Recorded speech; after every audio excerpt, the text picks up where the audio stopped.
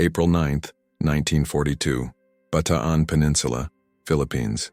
The dust settled like ash over 76,000 souls who had just surrendered to an empire that did not believe in surrender. The Japanese guards, victorious and exhausted, looked upon the captured Americans and Filipinos with a mixture of contempt and curiosity. They had been taught that men who surrendered were less than human, cowards who had forfeited their right to dignity, to life itself. The Bushido Code was clear: death before dishonor.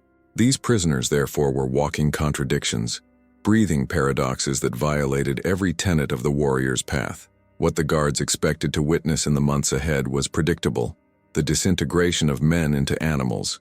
They anticipated theft, betrayal, the strong devouring the weak. They prepared themselves to oversee a gradual collapse into savagery, a descent that would confirm everything their training had taught them about the weakness of Western character. Instead, they would witness something that would haunt them for the rest of their lives, something their ideology had not prepared them to comprehend. The Japanese Imperial Army of 1942 was not merely a military force. It was the armed manifestation of a national philosophy that had been forged over centuries and weaponized over decades. The soldier was taught from childhood that his life belonged to the emperor, that death in service was the highest achievement, that surrender represented not just military defeat, but spiritual annihilation. Officers carried swords that had been in their families for generations.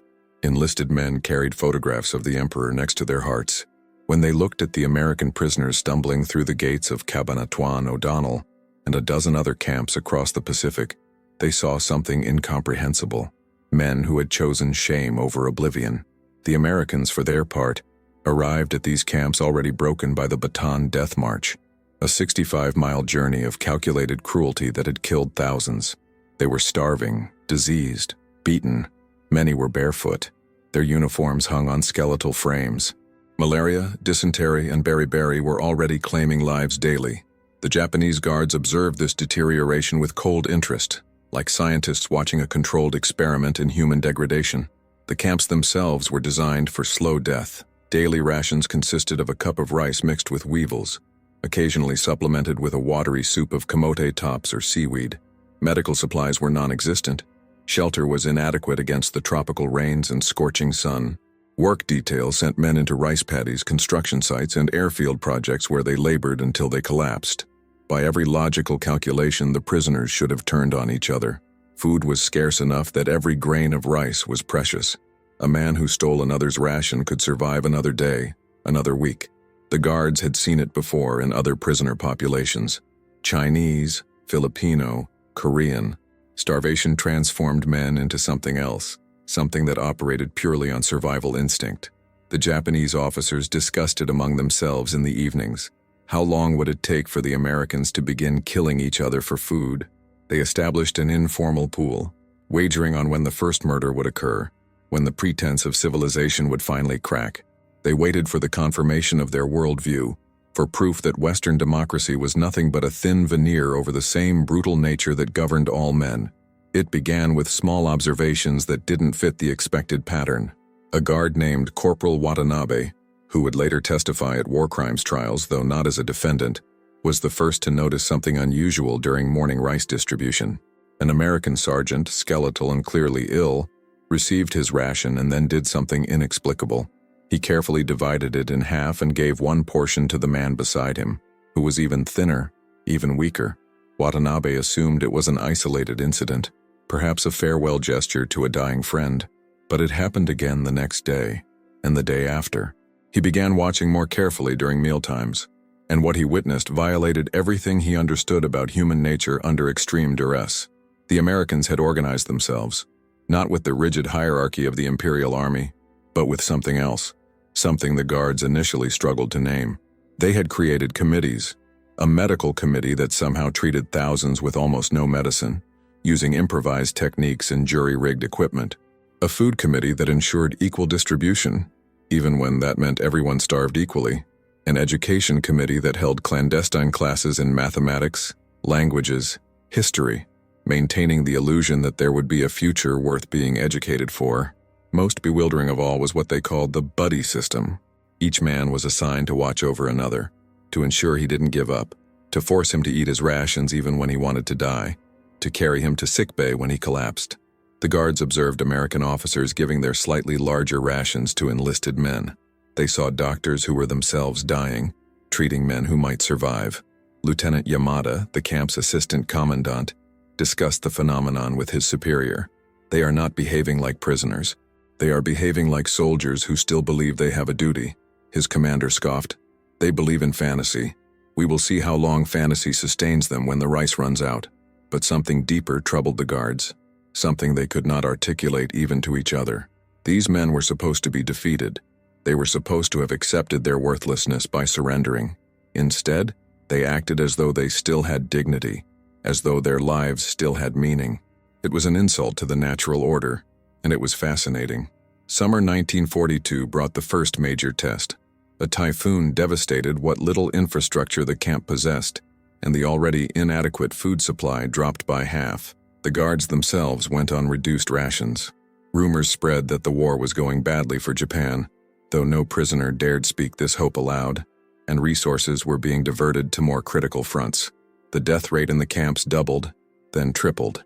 This, the guards agreed, would be the breaking point.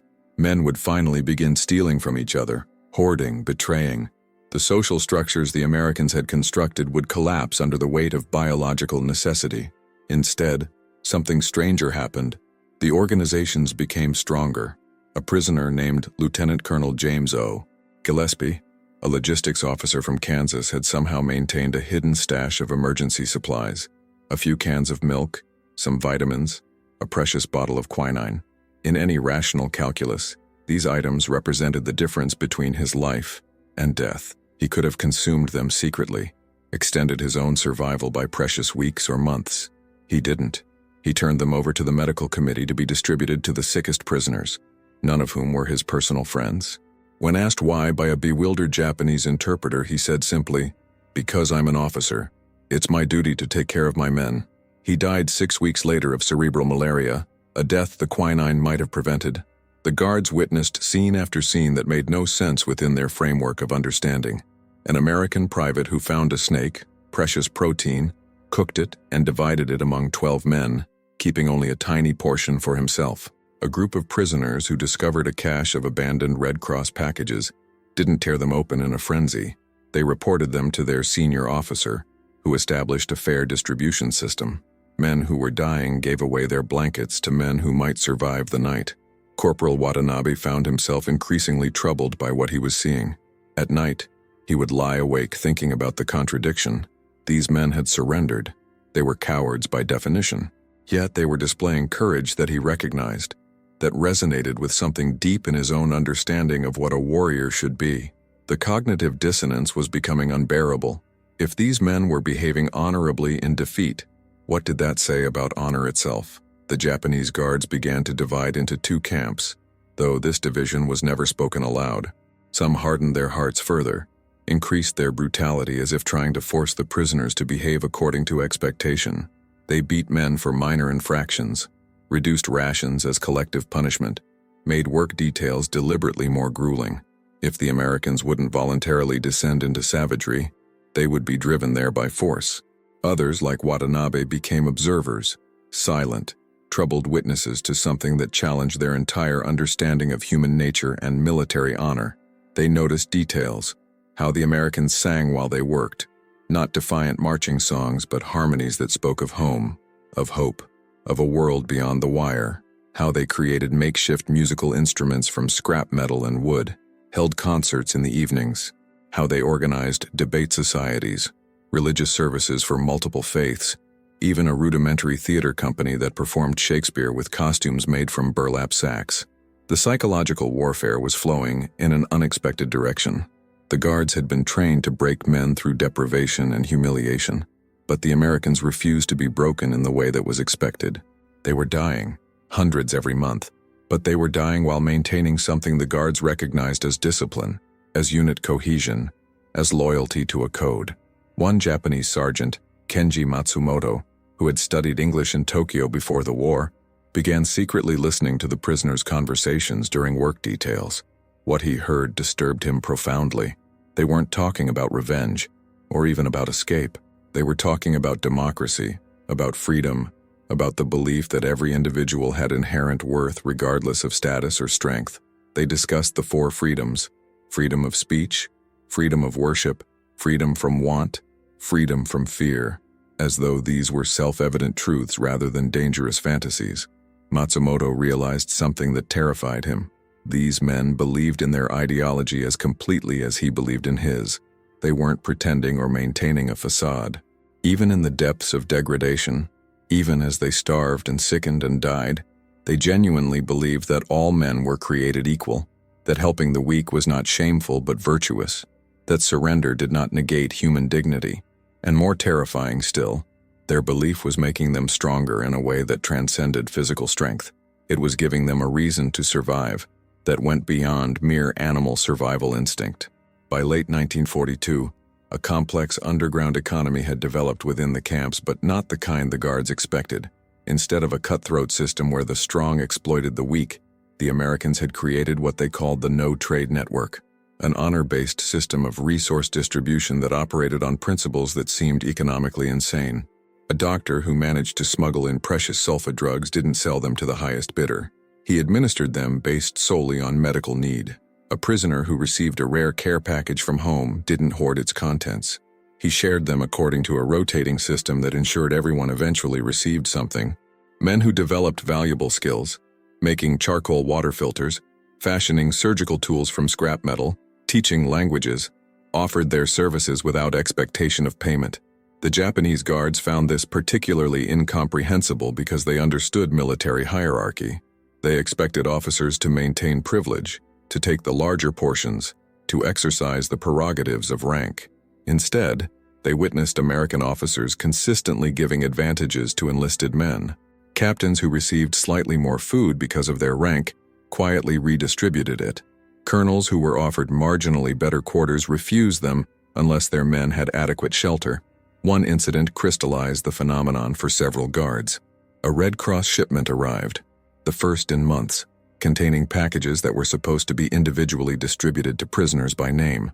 The Japanese commandant, eager to demonstrate generosity and aware that headquarters might inquire about Red Cross deliveries, allowed the distribution. Each package contained cigarettes, canned goods, vitamin tablets, chocolate, and other precious items. The guards stationed themselves at vantage points, expecting to witness frenzied hoarding, perhaps even violence as men fought over packages. What they saw instead was a methodical process.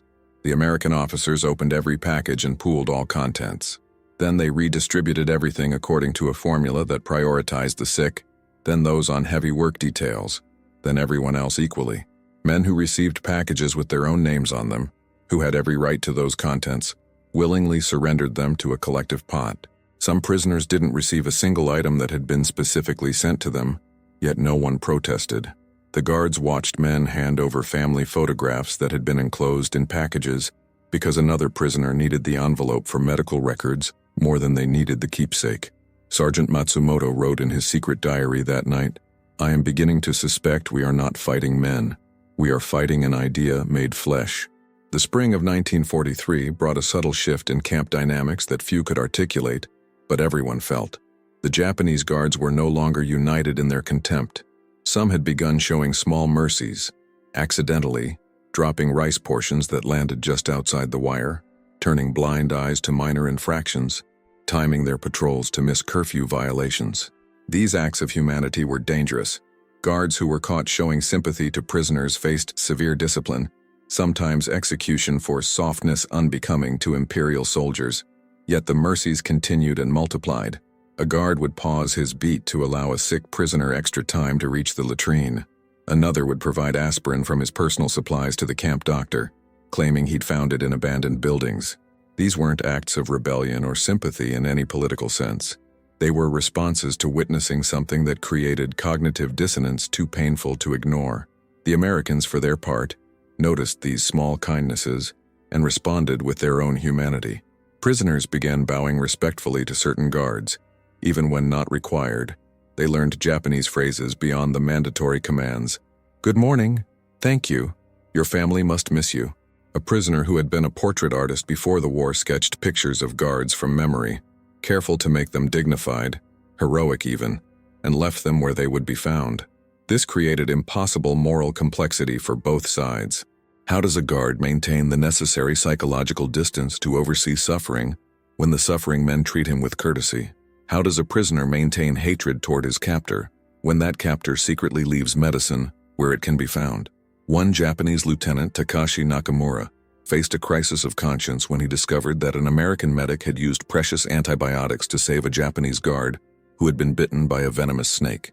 The guard had collapsed outside the wire during a typhoon. The American, Captain Robert Chen, a Chinese-American doctor from San Francisco, had somehow gotten access to him and administered treatment that saved his life. Nakamura learned this through an informant and faced an impossible decision: report the American for violating camp boundaries, a capital offense, or ignore it and become complicit in undermining discipline.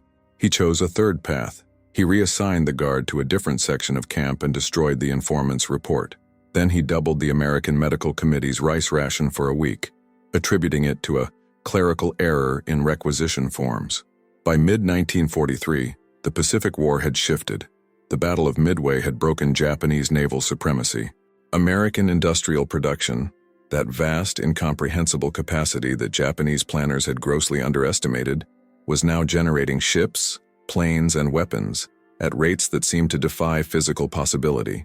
Guards who rotated through from frontline units brought stories of defeats, strategic withdrawals that were never called retreats, of American forces that seemed inexhaustible.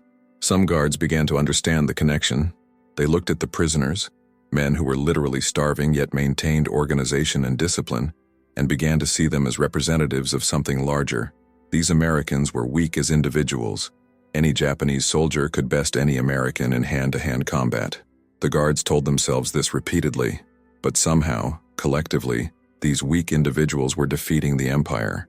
The prisoners began receiving news through clandestine radios, cobbled together from smuggled parts by engineering officers who could build anything from nothing. The information was carefully controlled and distributed.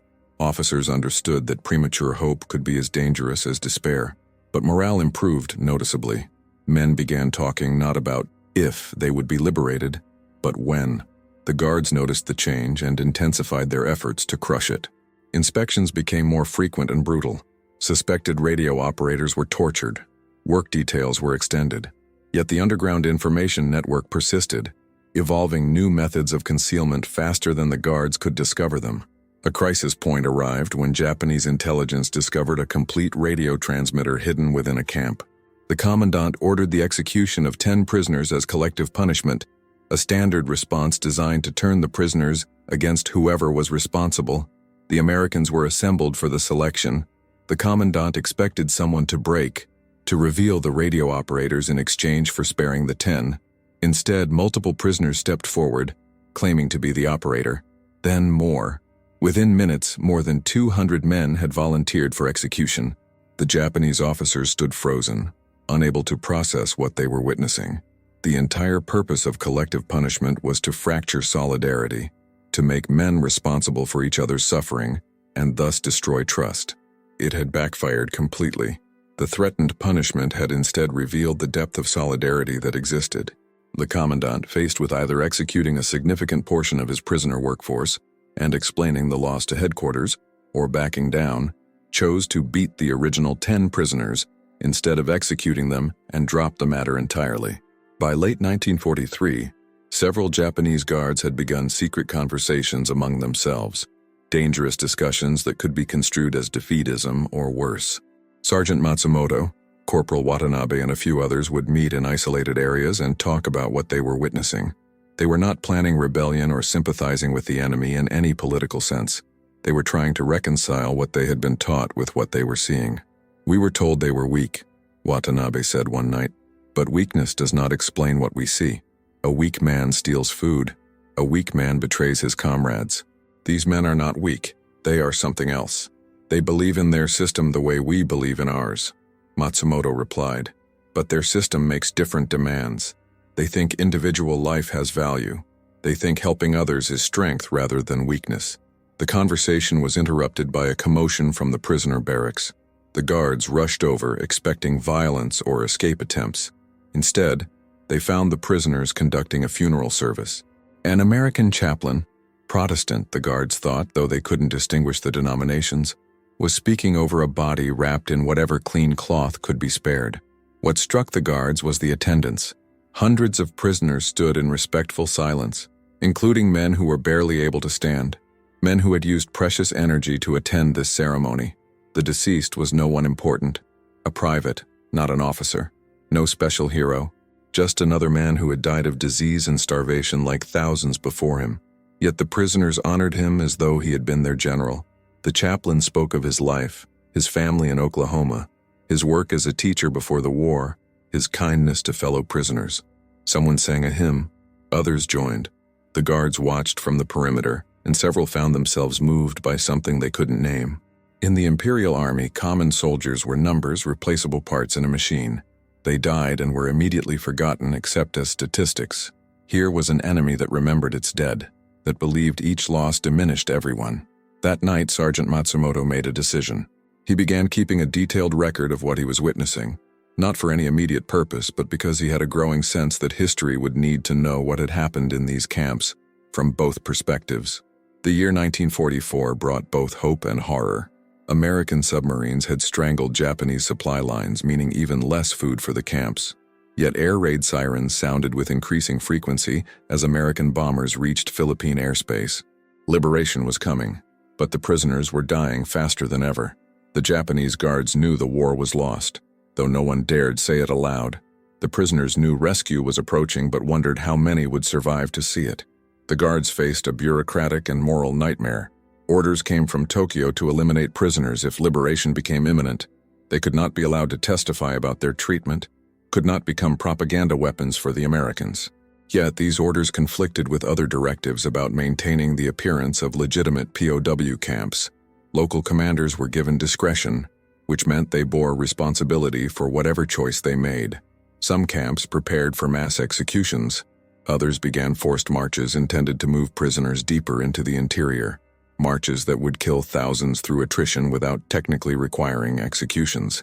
A few commanders quietly began improving conditions, hoping that humane treatment might spare them from war crimes tribunals they increasingly believed were inevitable. In the camps themselves, the Americans intensified their preparations. They hid documentation of atrocities, created duplicate records, and prepared for multiple scenarios: liberation, execution, or last-minute massacre. Officers briefed men on survival protocols if the camp was attacked during liberation attempts. Medics stockpiled what few medical supplies they had for expected casualties during the transition period. The psychological state of both guards and prisoners had become surreal. They existed in a liminal space between one world ending and another beginning. Some guards became crueler, as though trying to reassert dominance before it dissolved entirely. Others became almost gentle, perhaps hoping kindness would be remembered when the accounting came. An unexpected development emerged. Several guards approached American officers through intermediaries, asking if testimony about their good treatment of prisoners might help them in potential war crimes trials. These conversations were fraught with moral complexity. Some American officers refused to participate in what they saw as collaboration. Others, more pragmatically, began documenting which guards had shown mercy, understanding that justice required distinguishing between sadists and men who had shown humanity within an inhuman system. The camps had become pressure cookers of conflicting emotions: fear, hope, rage, and strange mutual respect between men who had been enemies, but were now simply humans waiting for the same war to end. January 1945. American forces landed at Lingayen Gulf, beginning the liberation of Luzon. The camps went into lockdown as commanders awaited final orders. Would they execute prisoners? March them to death? Surrender them intact? The uncertainty was agonizing for everyone. In one camp, the commandant received the execution order. He assembled his officers and read it aloud. The room fell silent. These were samurai-trained officers who had been taught absolute obedience. Yet several, including Lieutenant Nakamura, requested permission to speak. A heated discussion erupted, the most honest conversation these men had had in years. "If we kill these prisoners, we prove everything their propaganda says about us," Nakamura argued. "They have shown discipline even in defeat. Can we show less?" "They surrendered. They forfeited honor," another officer shouted, but his voice lacked conviction. They had all watched these prisoners for too long, had seen too much that contradicted their training. The commandant made a decision that would haunt him, but which he believed was correct. He burned the execution order and prepared to surrender the camp intact. Several other camps made similar choices. Some did not. Thousands of prisoners were killed in last-minute massacres as liberation approached. On January 30, 1945, American Rangers and Filipino guerrillas raided Cabanatuan camp in a daring rescue operation. They expected to find broken men, perhaps resistance. Instead, they found an organized prisoner community that had maintained military discipline and detailed records of everything they had endured. The prisoners saluted their liberators, helped carry wounded comrades, and maintained order even in the chaos of evacuation. The Rangers were stunned. They had come to save victims and found soldiers. One Ranger lieutenant later wrote, "I expected to find men grateful to be saved. Instead, I found men grateful they had survived with their dignity intact." There's a difference. As the Japanese guards were processed as prisoners themselves, several American officers did something unexpected. They submitted sworn statements identifying guards who had shown mercy, who had provided medicine, who had looked away at crucial moments. Not to excuse Japanese war crimes, those who had committed atrocities were identified and eventually prosecuted, but to acknowledge that even in the heart of systematic cruelty, individual acts of humanity had occurred. Sergeant Matsumoto was among those whose actions were documented favorably. He survived the war and returned to Japan carrying his secret diary of observations. The liberation of the Philippine camps revealed the full scope of suffering. More than 10,000 American prisoners had died along with countless Filipino captives. The Bataan Death March, the starvation, the disease, the beatings, all were documented in excruciating detail. War crimes trials began almost immediately, yet even in the tribunals complexity emerged. American survivors testified not only about brutality, but about the small mercies, the guards who had risked punishment to show kindness, the Japanese medical personnel who had shared their limited supplies. The testimony created uncomfortable nuance in what was supposed to be a clear narrative of good versus evil. Corporal Watanabe was called to testify. He stood before Allied judges and told the truth, that he had watched American prisoners share their food with each other, that he had seen them maintain discipline and dignity in conditions designed to break them, that this had challenged everything he believed about honor and weakness. He admitted his initial contempt and described his gradual recognition that these men embodied a form of courage he had not been trained to recognize. "We thought surrender made them less than human," he testified through an interpreter, "but we were wrong. They surrendered as military tactics required, then refused to surrender their humanity. It was we who needed to learn what honor truly meant." His testimony was used both in his defense and as evidence of the systematic degradation prisoners had faced. The contradiction was never fully resolved. In the years that followed, something remarkable happened. Correspondence began between former guards and former prisoners. Not forgiveness, that would be too simple, but dialogue. Letters crossed the Pacific in which men tried to explain to each other what they had experienced, what they had learned, how they had been changed. One exchange between an American doctor and a Japanese guard who had secretly provided him with medicine became famous.